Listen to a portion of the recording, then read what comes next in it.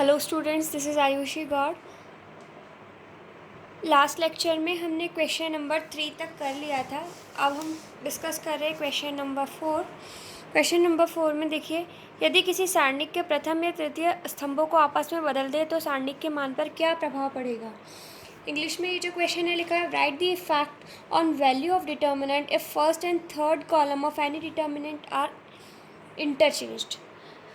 तो ये तो मैंने आपको लिखवाया है, प्रॉपर्टी है। अगर किसी सारणिक के किन्हीं भी दो स्तंभों मतलब किन्हीं भी दो कॉलम्स को आपस में अगर हम बदल रहे हैं तो सारणिक के मान पे क्या प्रभाव पड़ेगा कि सारणिक का चिन्ह बदल जाएगा। Sign of determinant is changed, sign of determinant will change. तो बस यही इसका आंसर हो जाएगा। क्वेश्चन नंबर 5 है आपका। देखिए क्वेश्चन नंबर 5।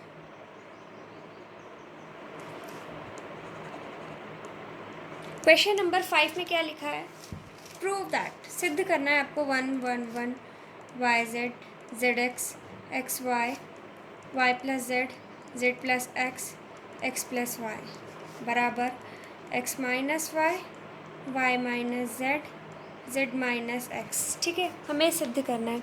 देखो यहाँ वाई जेड एक्स की कमी है, जेड एक्स है, वाई की कमी है, एक्स वाई है और जेड की कमी है। अगर मैं इसको एक्स से, इसको वाई से, इसको जेड से गुणा कर दूँ तो यहाँ से एक्स वाई जेड मैंने बाहर कॉमन ले लिया, पर होगा क्या, ये तो 1 1 1 बन जाएगा और ये जो ऑलरेडी 1 1 1 था यहाँ पे एक्स वाई जेड आ जाएंगे। इसलिए यहाँ पे एक्स वाई और जेड से गुणा करने का कोई मतलब है नहीं। आपको दिख रहा है यहाँ 1 1 1 है, तो सीधे से मैंने आपको पहले भी बता रखा है, अगर 3 बार 1 दिख रहा है तो फटाफट से आप घटाना चालू कर दो। सब्सट्रैक्शन स्टार्ट कर दें हम। क्या सब्सट्रैक्ट करेंगे हम, हमने क्या किया है यहाँ पे, सॉरी स्टूडेंट्स, मैंने वीडियो पॉज कर दिया था और मैं आगे क्वेश्चन कर रही थी, मुझे पता ही नहीं था कि मैंने पॉज को हटाया नहीं है। कोई बात नहीं, मैं आपको वैसे ही समझा देती हूँ। देखिए यहाँ पे आपको दिख रहा है 1 1 1 है, तो हमें क्या करना है, ऑपरेशन इस तरह से लगाना है, R2 minus R1 R3 minus R1, क्योंकि मैंने आपको बता रखा है कि जब भी 1 1 1 हो तो सीधे आपको क्या करना है, सब्सट्रैक्शन करके मैक्सिमम 0 बनाने। तो जब मैंने R2 माइनस R1 और R3 माइनस R1 किया तो मुझे क्या मिल रहा है, देखो 1 minus 1 0, Z X minus Y Z plus X minus Y plus Z. इसी तरह से R3 माइनस R1 किया तो 1 माइनस 1 0। ज़रूरी नहीं है आप ऐसा ही करें, आप ऐसे भी कर सकते हैं, R1 changes to R1 minus R2, R3 changes to R3 minus R2, कुछ भी आप कर सकते हैं। ठीक है, यहाँ तक पहुँचने के बाद में मैंने इसको सिंप्लीफाई किया है, सिर्फ Z X minus Y Z है तो इसमें से जेड कॉमन ले लिया तो बाहर आ गया एक्स माइनस वाई, यहाँ से वाई कॉमन लिया तो एक्स माइनस जेड, इस ब्रैकेट को खोला तो जेड से जेड कट जाएगा, वाई से वाई कट जाएगा, क्या बच रहा है, X minus Y X minus Z. ठीक है, ये पहुँचने के बाद में इस वाली लाइन में से हमने क्या किया, एक्स माइनस वाई कॉमन ले लिया, मतलब R2 में से द्वितीय पंक्ति में से हमने एक्स माइनस वाई कॉमन ले लिया है, तृतीय पंक्ति में से हमने एक्स माइनस जेड कॉमन ले लिया, तो हमारे पास में ये टर्म बच गई। अब देखो इसमें सबसे ज़्यादा 0 आ रहे हैं C1 में, C1 के सापेक्ष हमने प्रसार कर दिया और हमारा आंसर आ गया। ये तो क्वेश्चन बहुत ज़्यादा ईजी सा था, इसीलिए मैं वरना वीडियो रीस्टार्ट कर देती, बट आपको समझ आ जाएगा इसलिए मैंने ऐसे ही समझा दिया। अब इसके बाद जो आपका क्वेश्चन नंबर 6 है, देखो इसमें दे रखा है।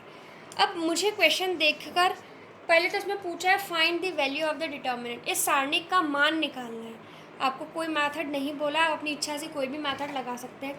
सबसे पहले तो मुझे दिख रहा है देखो कि पहले वाले कॉलम में से फर्स्ट स्तंभ में से ए स्क्वायर कॉमन ले सकते हैं, दूसरे वाले में से बी स्क्वायर कॉमन ले सकते हैं, तीसरे वाले में से सी स्क्वायर कॉमन ले सकते हैं। तो मैंने लिखा है यहाँ पे C1 C2 से तथा C3 में से क्रमशः ए स्क्वायर बी स्क्वायर तथा सी स्क्वायर उभयनिष्ठ लेने पर, इंग्लिश में क्या बोलेंगे हम इसे, taking A square B square C square common from C1 C2 and C3। तो जब हमने कॉमन लिया तो बाहर आ जाएगा ए स्क्वायर बी स्क्वायर और सी स्क्वायर, अंदर क्या बच जाएगा 0 B C, A 0 C, A B 0। ठीक है, अब देखो या तो आप a माइनस ए करके यहाँ पे 2 0 ला के और a बना सकते हो, और आपको दिख रहा है इतना ईजी सा तो है, इसको ऐसे एक्सपेंड कर दो। तो कैसे एक्सपेंड हो जाएगा ये, फर्स्ट रो या फर्स्ट कॉलम किसी के भी सापेक्ष आप इसको एक्सपेंड कर सकते हो। तो 0 इंटू क्या होगा इसके संगत, ये रो और ये कॉलम जब हम हटा देंगे तो क्या बनेगा 0 B C 0। ये प्लस का था तो अब यहाँ पे माइनस ए आ जाएगा। इसके संगत रो और कॉलम को हटा देंगे तो क्या बनेगा B C 0 प्लस ए इंटू, ये बार बार नहीं बता रही हूँ मैं आपको, लिख मतलब ऐसे उंगली लगा लगा के, क्योंकि आपको पहले से आता है। बस अब हम इसको सॉल्व करेंगे तो 0 से तो ये मल्टीप्लाई होगा तो वैल्यू 0 ही हो जाएगी। माइनस ए 0 इंटू बी मतलब 0 minus B C plus A B C minus 0। ठीक है, तो ये आपका बन रहा है A² B² C² minus minus plus, तो ABC प्लस ABC क्या हो जाएगा ये आपका A² B² C² 2ABC। जब आप 2ABC को इससे गुणा करोगे तो आपका आंसर आ जाएगा 2A³ B³ C³। बस यही आपका आंसर है। ठीक है, इतना छोटा सा क्वेश्चन था, क्वेश्चन नंबर 6 जो है। इसके बाद में क्वेश्चन नंबर 7 है। चलिए देखते हैं क्वेश्चन नंबर 7। आपको बोला है सॉल्व, मतलब हल कीजिए, हल करना है। क्वेश्चन क्या है आपका x - 2 x - 4 x - 8 2x - 3 2x - 9 2x - 27 3x - 4 3x - 16 3x - 64 बराबर 0। आपको ये दे रखा है कि इस डिटर्मिनेंट की वैल्यू किसके बराबर है 0 के बराबर, और बोला है हल, हल कीजिए, सॉल्व कीजिए। तो सॉल्व करने का मतलब क्या होता है कि आपको x का मान निकालना है। जब भी लिखा हुआ है कि सॉल्व, हमें पता है, हम तो 9-10 में भी ये चीज़ पढ़ के आए, जब भी सॉल्व लिखा है इसका मतलब क्या है कि आपको x की वैल्यू निकालनी है। अब देखिए, x की वैल्यू निकालने के लिए सबसे पहले मुझे x को कम करना होगा। इतनी सारी चीज़ें दे रखी है, इसे हम सिंपल करने की कोशिश करते हैं। मैं क्या ऑपरेशंस लगा सकती हूँ? देखो, अगर मैं क्या करूँ, इसको 2 से मल्टीप्लाई करके इसमें से घटा दूँ तो ये सारे 2x हट जाएंगे। इसको अगर मैं 3 से मल्टीप्लाई करके इसमें से घटा दूँ तो ये सारे 3x हट जाएंगे। देखिए, मैं करके दिखाती हूँ आपको। मैंने क्या किया है, C2 changes to C2 minus 2C1। ठीक है, C2 changes to C2 minus 2C1। इस C2 में से घटा दिया, माइनस कर दिया किसको, 2 इंटू C1 को। तो मेरे पास क्या आ रहा है, जो मेरे सारणिक का मान आएगा वो क्या आएगा,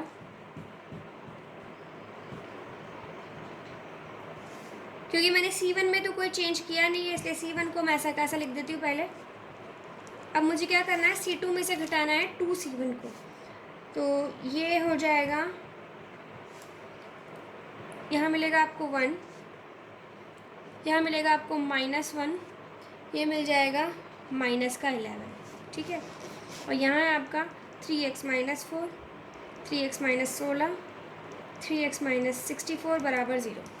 देखिए, ये वाला ऑपरेशन लगाया मैंने। अब आप चाहे तो ये दोनों ऑपरेशन साथ भी लगा सकते हैं। अब मैं दूसरा ऑपरेशन क्या लगा रही हूँ, C3 changes to C3 minus 3C1। ऐसा क्यों कर रही हूँ मैं, क्योंकि 3x में से अगर मैं इसको 3 से गुणा करके घटा दूँ तो 3x में से 3x घट जाएगा और यहाँ से भी सारे x हट जाएंगे, तो मेरी इक्वेशन और ज़्यादा इजी हो जाएगी। तो ये संक्रिया जब मैंने लगाई है तो C1 और C2 में तो कोई बदलाव हुआ नहीं है, इन्हें ऐसे कैसे लिख दो। अब मुझे क्या करना है, इसको इसको 3 से गुणा करना है और इसमें से घटाना है। तो जब मैंने इसको 3 से गुणा किया तो 3x माइनस 3x, x तो हट गया, 3 दूना 6, माइनस का 6 जब मैं घटाऊंगी माइनस के 4 में से तो माइनस माइनस प्लस का 6 बन जाएगा, तो यहाँ हो जाएगा आपका 2। इसको भी 3 से गुणा करके इसमें से घटाऊंगी तो 3x से 3x तो कट गया, तो 4 3 = 12। माइनस के 12 को अगर मैं घटाऊँ माइनस के 16 में से तो माइनस का 16 प्लस का 12 कितने बचेंगे, माइनस का 4। इसी तरह से 8 3 = 24, 24 माइनस का जब मैं घटाऊंगी 64 में से तो मुझे कितने मिलेंगे, माइनस के 40। ठीक है, 24 को 64 में से घटाएंगे तो क्या मिलेगा, -40 मिल जाएगा हमें। अब डेल इज इक्वल्स टू, देखो माइनस का 64 है, इसमें से हमने घटाया क्या है, प्लस का 24, तो हमें क्या मिल गया, माइनस का 40। हमें वैल्यू किसकी निकालनी है, अभी हमें वैल्यू निकालनी है x की। अब हम x की वैल्यू कैसे निकालेंगे, देखिए जब भी आपको x की वैल्यू निकालनी है तो आप x को सबसे कम करने की कोशिश कीजिए कि सभी रो और सभी कॉलम में से x मिनिमम हो जाए। अब मैं x को और कैसे हटा सकती हूँ? अगर मैं ऐसा करूँ, संक्रिया इस तरह से लगा दूँ कि मैं R2 में भी वैसी ही चीज़ कर दूँ, R2 माइनस R1 कर दूँ, तो x में से x घट जाएगा। इसी तरह से R3 changes to R3 minus R1 कर दूँ, तो मुझे क्या मिलेगा? डेल बराबर इसमें से मैंने ये घटा दिया, तो x माइनस एक्स, माइनस के 4 प्लस 2 बन जाएंगे, तो क्या बनेगा यहाँ पे आपका? देखो ये तो आपका एज इट इज रह जाएगा क्योंकि R1 में तो कोई बदलाव हुआ नहीं है। यहाँ पे आपको क्या मिलेगा? माइनस का 4 प्लस का 2, तो यहाँ आ जाएगा आपका माइनस का 2। अब आपको क्या करना है? R2 माइनस R1, माइनस का 1 माइनस 1, तो यहाँ आपको क्या मिलेगा? माइनस का 2, माइनस का 4 माइनस 2 मतलब माइनस का 6।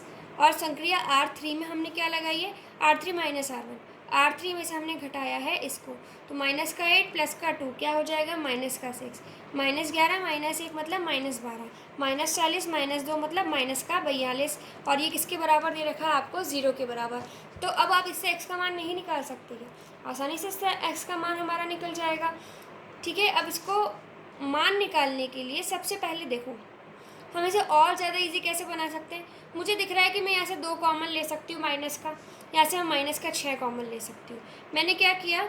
Taking -2 and -6 common from R2 and R3, द्वितीय पंक्ति तथा तृतीय पंक्ति में से -2 तथा -6 कॉमन लेने पर यहाँ से मैं -2 कॉमन लूँगी, तो यहाँ पे देखो -2 कॉमन लिया तो अंदर क्या बचेगा? 1 1, यहाँ बच जाएगा आपके पास में 3। ठीक है, यहाँ से माइनस का 6 कॉमन लूँगी तो यहाँ बचेगा आपके पास 1 2 7, बराबर आपको कितना दे रखा है? 0। अब 6 इंटू 2 12 हो जाएगा, तो 12 गुणा 12 और उसके मल्टीप्लिकेशन में क्या है? ये डिटर्मिनेंट। अब आप मुझे ये बताइए कि इस डिटर्मिनेंट को आप हल करके ये वैल्यू निकाल सकते हैं x की। चलिए इसे मैं नेक्स्ट पेज पे लिख लेती हूँ। ये है आपका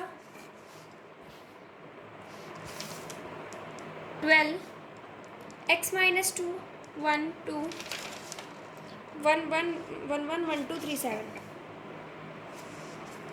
1 1 1 2 3 7, आपको बराबर 0 दे ही रखा है।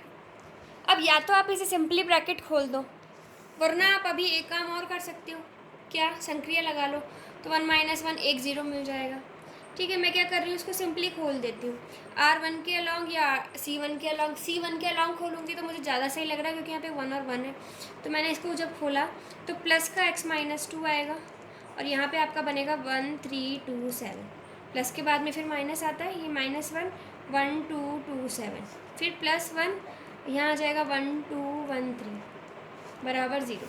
तो ये 12 यहाँ आ रहा है आपका x minus 2 7 minus 6 7 minus 4 3 minus 2 बराबर 0। ये है 12, यहाँ आ रहा है आपका, ये बन रहा है x माइनस 2 इंटू 1 माइनस का 1, 7 में से 4 के बचे 3 प्लस 1 इंटू 1 बराबर 0। क्या आएगा? 12 इंटू अभी भी x माइनस 2 -3 प्लस 1 बराबर 0। 12 इंटू एक्स माइनस 2 -3 प्लस 1 है, तो ये क्या हो जाएगा? माइनस का 3 और माइनस का 2 मिलके माइनस का 5 प्लस 1 मतलब माइनस का 4। तो बन रहा है आपका 12 इंटू एक्स माइनस 4 बराबर 0। एक्स माइनस 4 बराबर 0 बटा 12, तो ये किसके बराबर हो जाएगा? 0 के। तो एक्स माइनस 4 किसके बराबर आया? 0 के। तो एक्स बराबर 4। इसका मतलब ये जो क्वेश्चन में आपको बोला था सॉल्व, हल कीजिए, हल करने का मतलब क्या है कि एक्स का मान निकालिए। तो आपका एक्स का जो मान है वो क्या आ रहा है? 4 आ रहा है। ठीक है, देखिए एक्स माइनस 2 जब हमने इस तरह से इसको किया है, सिंपल सॉल्व किया है और हमारा एक्स का जो मान है वो क्या आ गया? एक्स का मान आ गया है हमारा 4। इतना करने के बाद में अब जो नेक्स्ट क्वेश्चन आ रहा है हमारा क्वेश्चन नंबर 8, बहुत सिंपल सा है। देखो क्वेश्चन नंबर 8 जो दिया है आपको, उसमें दिया है विदाउट एक्सपेंडिंग प्रूव दैट। बिना प्रसार किए सिद्ध कीजिए। देखो, बिना विस्तार के सिद्ध कीजिए, विदाउट एक्सपेंडिंग प्रूव दैट।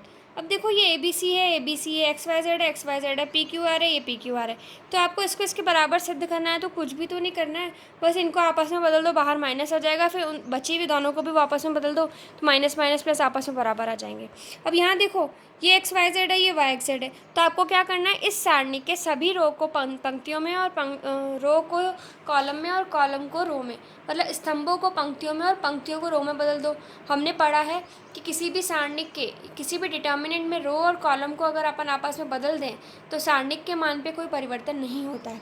तो हम इसकी जगह पर क्या लिख देंगे, इसकी रो को क्या करेंगे, कॉलम बना देंगे, और कॉलम्स को क्या बना देंगे, रो बना देंगे। बस अब देखो ये क्या हुआ है, ये भी एक्स वाई जेड की फॉर्म में, ए बी सी की फॉर्म में, पी क्यू आर की फॉर्म में। बस आपको अब करना क्या है, इनको इधर उधर करना है, उससे आपका आंसर आ जाएगा। सिर्फ माइनस बाहर कॉमन लेके आंसर निकालना है। तो ये तो आप खुद ही कर सकते हैं, मैं नहीं करवा रही हूँ। फिर भी अगर आप लोगों को नहीं आता है तो आप मुझे बता दीजिएगा, मैं क्वेश्चन नंबर 8 बता दूँगी आपको, ठीक है। इसके बाद में क्वेश्चन नंबर 9 बहुत सिंपल सा है। क्वेश्चन नंबर 9 आपको सिद्ध करना है, प्रूव करना है कि b plus C plus A plus B, A plus B plus C plus A B C बराबर किसके है, A cube B cube C cube minus 3abc। बहुत ही ज़्यादा सिंपल क्वेश्चन है ये तो। देखो बी सी है, ए जोड़ दो, सी ए है, बी जोड़ दो, ए बी है, बाहर सी ले आओ, तो क्या बन जाएगा ये। मैंने क्या किया, C1 changes to C1 plus C3 कर दिया। जब मैंने ऐसा किया तो ए इसमें जुड़ा तो ये बनेगा A plus B plus C, B इसमें जुड़ा तो ये भी बन जाएगा A plus B plus C इसमें जुड़ेगा तो A plus B plus C बन जाएगा। ये क्या बना यहाँ पे, A plus B plus C plus A B C, ठीक है। यहाँ पे हमने क्या किया, A plus B plus C हमने क्या करा है, कॉमन ले लिया है फ्रॉम C1 में से हमने A plus B plus C common ले लिया, तो अंदर क्या बच गया, 1 A plus B plus C plus A B C, ठीक है। और छोटा कर सकते हैं हम, इसे कैसे करें, देखो इसमें से इस ए को घटा दूँ, इसमें से बी को घटा दूँ, इसमें से सी को घटा दूँ। मैं क्या कर रही हूँ, C2 changes to C2 minus C3, तो मुझे क्या मिल जाएगा, ये 1 इसमें से ए घटाया तो बचा बी, इसमें से बी घटाया तो बचेगा सी, इसमें से सी घटाया तो बचेगा ए, और यहाँ पे क्या है आपके पास में, ए बी सी, ये पहले से ही है। अब आपको करना क्या है, एक्सपेंड कर दो बस। एक्सपेंड कैसे करेंगे, इसके अलाउंग कर दें क्योंकि 1 है, तो मैंने इसको जब एक्सपेंड किया तो क्या होगा, 1 इंटू CABC माइनस का 1 BAAC प्लस का 1 BCAB। आप चाहें तो 3 बार 1 दिख रहा है, आप ज़ीरो भी ला सकते हैं, दो इसमें से इसको घटाओ, इसमें से इसको घटाओ, 2 ज़ीरो आ जाएंगे, 1 1 रहेगा, तो आप ऐसे भी कर सकते हैं। क्योंकि 1 था, आसानी से हो रहा था, इसलिए मैंने इसको ऐसे कर दिया। आप दोनों में से कैसे भी करें तो आंसर आपका सेम ही आना है, C इंटू सी स्क्वायर माइनस AB। यहाँ पे क्या मिल रहा है आपको, BC माइनस A स्क्वायर, यहाँ पे क्या मिल रहा है आपको, B स्क्वायर माइनस AC। अब हम इसे एक्सपेंड करें, A प्लस बी प्लस सी, यहाँ मिल रहा है आपको, देखो माइनस माइनस प्लस का ए स्क्वायर प्लस का बी स्क्वायर प्लस का C square minus A B minus B C minus C A, ठीक है। तो A plus B plus C into A square plus B square plus C square minus A B minus B C minus C A, ये किसका सूत्र होता है, ये बराबर होता है A cube plus B cube plus C cube minus 3ABC। 9th class में फॉर्मूला पढ़ा है, तो हमें यही सिद्ध करना था। देखो ये आ गया। तो ये क्वेश्चन भी बहुत सिंपल सा था आपका। देखिए इसके एग्जांपल्स बहुत अच्छे थे, एग्जांपल्स आप बहुत अच्छे से करना। इस एक्सरसाइज में कोई इतना दम नहीं है, जो बहुत इजी क्वेश्चन से आप लोग कर पाओगे आसानी से, बट इसके एग्जांपल्स बहुत अच्छे थे, बहुत सही लेवल के एग्जांपल्स थे। अब क्वेश्चन नंबर 10, इसमें शायद हो सकता है कि किसी को दिक्कत आ जाए। क्वेश्चन नंबर 10 देखते हैं। आपको मान ज्ञात करना है 1 का स्क्वायर, 2 का स्क्वायर, 3 का स्क्वायर, 2 का स्क्वायर, 3 का स्क्वायर, 4 का स्क्वायर, 3 का स्क्वायर, 4 का स्क्वायर, 5 का स्क्वायर। इसका मान निकालना है आपको। अब मान निकालने के लिए क्या करेंगे, क्या इनके स्क्वायर 1 4 9, 4 9 16, 9 16 25, ठीक है। इसके बाद में मैं क्या करूँ, मुझे तो क्या करना है, मैक्सिमम ज़ीरो बनाने। अब ज़ीरो बनाने के लिए मैं क्या कर सकती हूँ, देखो 1 दिख रहा है, इसको 4 से गुणा करके इससे माइनस कर दूँ। मैंने क्या किया, C2 changes to C2 minus 4C1, इसको 4 से गुणा करके इसमें से माइनस कर दिया। और क्या किया है, C3 चेंजेस टू, इस C3 9 है तो इस 1 को भी 9 से मल्टीप्लाई करके माइनस कर दो तो 0 मिल जाएगा। तो C3 changes to C3 minus 9 into C1, बस आ गया आपका आंसर। इसके बाद में 2 लाइन में आपका आंसर आ जाएगा। तो आपको क्या करना है, C1 में तो कोई हमने चेंज किया नहीं है तो इसे हम ऐसा कैसे लिख देंगे, 1 4 9। अब इसमें से 4 को गुणा करके इसमें से माइनस करना है, 4 इंटू 1 माइनस 4 0, 4 4 जा 16 माइनस 9 कितना मिलेगा, 16 में से 9 गए तो बचेंगे 7। इसके बाद में माइनस के साथ, सॉरी, 9 को 4 से आपने मल्टीप्लाई किया है तो 9 4 जा 36, तो 36 माइनस करने हैं आपको 16 में से, तो आपको कितने मिलेंगे, माइनस का 20। अब C3 माइनस 9 C1, C3 में से C1 को 9 से मल्टीप्लाई करके सब्सट्रैक्ट करना है, तो 9 इंटू 1 माइनस 9 कितना आएगा, 0। 9 इंटू 4 36, 16 माइनस 36 क्या आएगा, माइनस का 20। 9 इंटू 9 81, 25 माइनस 81, तो 81 माइनस 25 दिस इज 65, माइनस का 56, ये आया आपके पास। अब देखो इस वाली रो में 2 0 आ रहे हैं, कैसे एक्सपेंड करेंगे, 1 इंटू क्या आ जाएगा, ये छुप जाएगा, ये छुप जाएगा, तो माइनस का 7, माइनस का 20, माइनस का 20, माइनस का 56, प्लस 0 माइनस 0, बस यही तो करना था। अब 56 इंटू 7, माइनस माइनस प्लस का बन जाएगा ये, और यहाँ पे बनेगा आपका 20 इंटू 20 बचेगा 400, और 56 इंटू 7 करोगे तो 7 6 जा 42 पावर 4 392 माइनस 400, तो आपका आंसर कितना आ रहा है, माइनस का 8। ये आपका आंसर है। देखो कितना छोटा सा क्वेश्चन है। नेक्स्ट जो है आपका क्वेश्चन नंबर 10 तो हो गया है, क्वेश्चन नंबर 11, चलिए करते हैं क्वेश्चन नंबर 11।